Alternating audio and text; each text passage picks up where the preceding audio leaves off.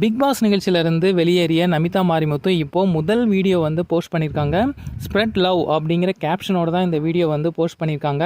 நமிதா மாரிமுத்து வந்து இந்த ரோட்டோரமாக இருக்கக்கூடிய ஆதரவற்ற குழந்தைகளுக்கு ட்ரெஸ்ஸு வந்து வாங்கி கொடுக்குற மாதிரியான இந்த வீடியோ வந்து போஸ்ட் பண்ணிவிட்டு ஸ்ப்ரெட் லவ் அப்படிங்கிற கேப்ஷனும் பண்ணியிருக்கிறாங்க. பிக் பாஸ் நிகழ்ச்சியில் நமிதா மாரிமுத்து வந்து மறுபடியும் இந்த வீட்டுக்குள்ளே வருவாங்க. அவங்க வந்து ரொம்பவே டிப்ரெஷனில் இருக்கிறாங்க. ஸோ உள்ளே வந்து மறுபடியும் இந்த நிகழ்ச்சியில் கலந்துப்பாங்க அப்படின்னு சொல்லிட்டு நிறைய பேர் வந்து சொல்லிக்கிட்டே இருக்கிறாங்க. ஆனால் இப்போ அது வந்து கொஞ்சம் டவுட் அப்படிங்கிற மாதிரி தான் தெரியுது.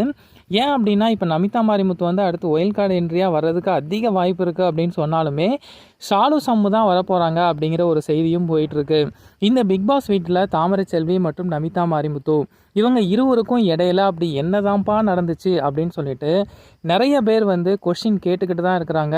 இவங்க 2 பேருக்கும் நடந்த சண்டையில் தான் நமிதா மாரிமுத்து வந்து இந்த பிக் பாஸ் வீட்டை விட்டு காயங்களோட வெளியேறி இருக்கிறாங்க. இப்போது மருத்துவமனையில் ட்ரீட்மெண்ட் எல்லாமே முடித்து குணமாயிட்டாங்க போல். அதனால தான் இப்போ வந்து வீடியோ போட ஸ்டார்ட் பண்ணியிருக்காங்க.